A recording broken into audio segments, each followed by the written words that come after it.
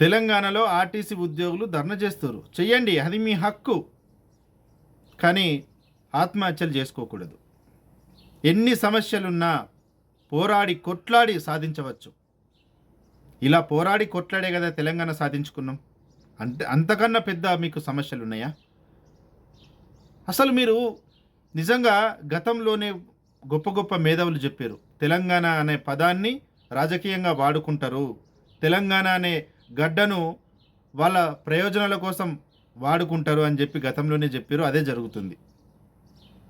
ఎందుకంటే మీకు ఉద్యోగాలు ఇవ్వడం తప్ప, లేదా ప్రతి నెల మీకు జీతాలు ఇవ్వడం తప్ప, లేదా మిమ్మల్ని గౌరవించడం తప్ప అసలు మీరు ఎన్ని కోరికలు కోరుకుంటే అన్ని కోరికలు ప్రభుత్వం నెరవేర్చాలనా? అయితే ప్రభుత్వం మీ కోరికలు నెరవేరిస్తేనే ప్రభుత్వం మంచిది, లేదంటే ప్రభుత్వం మంచిది కాదు. మీరు 31, 32 డిమాండ్లు పెడితే ప్రభుత్వము 29 డిమాండ్లకు ఆమోదించింది. ఒక 3 డిమాండ్లు కాస్త లేట్ అవుతుందని చెప్తుంది. ఆగచ్చు కదా? ఎందుకు అంత ఆతృత మీకు? కరెక్టే, అసలు మీకు కేసీఆరే కరెక్ట్. మీకు కేసీఆర్ లాగానే మాట్లాడాలి, కేసీఆర్ లాగానే చర్యలు తీసుకోవాలి. అట్లయితేనే మీకు బుద్ధి వస్తుంది. ఏ ఉద్యోగం అయినా సరే, ఈరోజు ఆర్టీసీ కాదు, తెలంగాణ వచ్చి నుంచి ఉద్యోగ సంఘాలని చెప్పడం, ధర్నాలు చేయడం, అవినీతికి పాల్పడడం, లంచాలు తీసుకోవడం. ఎవరు మీరు పేదవాడిగా బతుకుతుండు? ఎవడు మధ్యతరగతిగా బతుకుతుండు?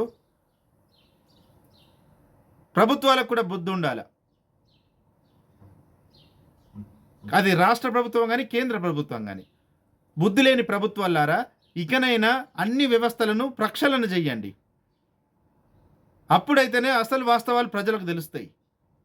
అసలు వీళ్ళ జీతాలేంటి, వీళ్ళకు మన ప్రభుత్వం నుంచి ఏమేమి వెసులుబాట్లు కల్పిస్తున్నాము అనేది ప్రజలకు అర్థమవుతుంది. భారతదేశంలో ఇన్ని రాష్ట్రాలు ఉన్నాయి. ఏ రాష్ట్రంలో అయినా ఆర్టీసీని ప్రభుత్వంలో విలీనం చేసిర్రా? విలీనం చేస్తే పరిస్థితి ఏంటి? ఎన్ని సమస్యలు ఉంటాయి రాజ్యాంగపరంగా, చట్టబద్ధంగా.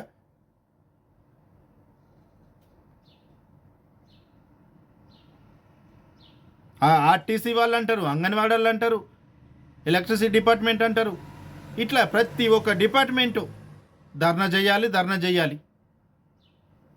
మీకు ఉద్యోగాలు ఇవ్వడం తప్పు, అసలు మీకు ప్రతి నెల జీతాలు ఇవ్వడం తప్పు. అడ్డగోలుగా లంచాలు తీసుకుంటున్నారు. వీటిపైన చర్యలు తీసుకోలేకపోవడం పెద్ద పొరపాటు. అసలు ఇది తక్షణమే ప్రభుత్వము ఒక మంచి నిర్ణయం తీసుకొని ప్రతి ఒక్క ఉద్యోగి పైన ఈ అవినీతి మరకలు ఉన్నాయా లేవా అని ఒకసారి చూడండి. అప్పుడైతే ఎవడు అసలు ధర్నా చేయడానికి ఎవడు ముందుకు వస్తాడో తెలుస్తుంది. అప్పుడు ఇలాంటి చీడపురుగుల వల్ల నిజాయితీ పరులను అసలు గుర్తించలేకపోతున్నాం. ఇలాంటి నీచుల వలన నిజాయితీ పరులను కూడా అందులో వాళ్ళతో కలపాల్సి వస్తుంది. ఒక ప్యూను, ఒక చపరాసి, ఒక అటెండరు, వారి ఆస్తులు ఈరోజు కోట్లల్లో ఉంటాయి. తెలంగాణ వచ్చిన తర్వాత ఒక ఎంఆర్ఓ ఆస్తులు ఈరోజు తెలంగాణలో ఎక్కడ చూడండి మినిమం 100 కోట్లు ఉంటుంది. ఇంకా అంతకంటే ఎక్కువనే, మినిమం 100 కోట్లు. నేను నిజాయితీ పరులను అంటలేను. ఎక్కువ శాతం 100కి 98% అవినీతి పరులు ఉన్నారు కాబట్టే ఇటువంటి మాటలు మనం మాట్లాడాల్సి వస్తుంది. ఇక ఐఏఎస్, ఐపీఎస్, ఇంకా అంతకంటే గొప్ప వాళ్ళ పరిస్థితి మనము ఊహించుకోలేము. వాళ్ళ ఆస్తులు మినిమం 1000 కోట్లు ఉండొచ్చు. సగటున చూసినా కూడా ఎంఆర్ఓ ఆస్తులే 1000 ఉంది ఈరోజు తెలంగాణలో. ఇక ఎమ్మెల్యే, ఎంపీ, ముఖ్యమంత్రుల ఆస్తులు చూస్తే అది అసలు మనము అందుకోలేము. అంత డబ్బులు వాళ్ళు సంపాదించారు. మరి ఆ సంపాదన ఏ విధంగా వచ్చింది? మరి అటువంటి ప్లాన్లు మరి ప్రజలకు ఎందుకు చెప్తలేరు? అలా ప్రజలు కూడా సంపాదించుకుంటారు కదా. అడ్డగోలుగా ఎక్కడంటే అక్కడ అసలు ఈ తెలంగాణ అనేది, ఉద్యమం అనేది స్వార్థం అయిపోయింది. నిజాయితీగా పోరాడిన వాళ్ళేమో మట్టిలో కలిసిపోయారు, వాళ్ళు కనుమరుగైపోయారు, వాళ్ళ ఊసే లేదు అసలు.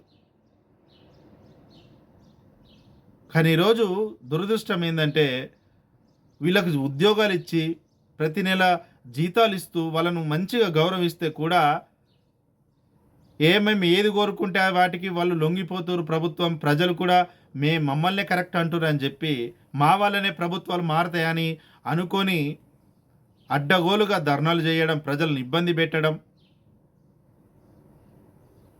ఇది కరెక్టా? ప్రభుత్వం ఒక నిర్ణయం తీసుకొని ప్రక్షాళన చేస్తున్నామంటే ఏం చేస్తారు మీరు? గడ్డి బీక్తారా? ఏ ఉద్యోగం అయినా సరే, అది ఆర్టీసీ కానీ, లేదా అంగన్వాడీ కానీ, లేదా ఎంఆర్ఓ వ్యవస్థ కానీ, ఏ వ్యవస్థ అయినా సరే ఏం చేస్తారు? గడ్డి బీక్తారా? ప్రక్షాళన చేస్తే గడ్డి బీక్తారా? ప్రజలకు కూడా బుద్ధి ఉండాలి, చదువుకున్న యువతకు కూడా సిగ్గుండాలి. ప్రభుత్వాన్ని డిమాండ్ చేయాల్సింది అన్ని వ్యవస్థలను ప్రక్షాళన చేయాలని డిమాండ్ చేయాలి. అప్పుడే కదా ప్రతి ఒక్కరికి ఉపాధి దొరుకుతుంది. అసలు వాస్తవాలు ప్రజలు తెలుసుకుంటారు. అసలు ప్రభుత్వం అంటే ఏంటి, ప్రభుత్వం ద్వారా ఎవరెవరికి ఏం పోతున్నాయి, ఎవరెవరి దగ్గర నుంచి ఏం వస్తున్నాయి అని ప్రజలకు తెలుస్తుంది. ఎంతమందికి తెలుసు? ఎమ్మెల్యేలకు, ఎంపీలకు ప్రభుత్వం నుంచి ఏమేమి వసతులు కల్పిస్తాం మనము, ఎన్ని ఉచితాలు ఇస్తారు వాళ్ళకు అనేది తెలుస్తుంది. ప్రభుత్వ ఉద్యోగులకు కూడా ఈ బెనిఫిట్లు, డిఏలు, బిఏలు, ఎఫ్ఈలు, గుఫ్ఫులు అనుకుంటూ మాట్లాడతారు కదా, అసలు ఏంది ఆ విషయాలు తెలియాలి ప్రజలకు. ప్రక్షాళన చేస్తే తెలుస్తుంది. ప్రభుత్వం కూడా తక్షణమే వీళ్ళకి కావాల్సిన ఏం చేయండి, వీళ్ళ జీతాలు, వీళ్ళ టీఏలు, డిఏలు, లేకపోతే వీళ్ళ రిటైర్మెంట్ డబ్బులు ఇవి కూడా సెటిల్మెంట్లు చేసి ప్రక్షాళన చేయండి. మళ్ళీ నోటిఫికేషన్ ఇవ్వండి ఉద్యోగంకి, తెలుస్తుంది అప్పుడు అసలు ప్రభుత్వ ఉద్యోగం అంటే ఏంటిదో. చట్టపరంగా చట్టం బరాబర్ అమలు చేయండి, అప్పుడు తెలుస్తుంది కదా ఎవరు నిజాయితీ పరులు, ఎవరు అవినీతి పరులని. అప్పుడు తెలుస్తుంది కదా, నిజమైన నిజాయితీ పరునికి మంచి గౌరవం దొరుకుతుంది కదా. ఏదైనా ప్రాబ్లం ఉంటే ఆ ప్రాబ్లంని సాల్వ్ చేసే విధంగా ప్రయత్నించాలి, కానీ ఆ ప్రాబ్లంను ఇంకా ప్రాబ్లం చేసుకుంటూ అట్లనే పోతుంది ఏ వ్యవస్థ అయినా కూడా.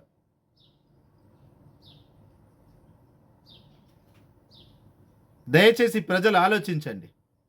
ఈ ఆర్టీసీ వ్యవస్థలో అసలు నిజాయితీగా ఎవరు పనిచేస్తారు? అసలు నిజాయితీగా పనిచేసేది వాళ్ళు డ్రైవర్లు, కండక్టర్లు, మెకానిక్లు.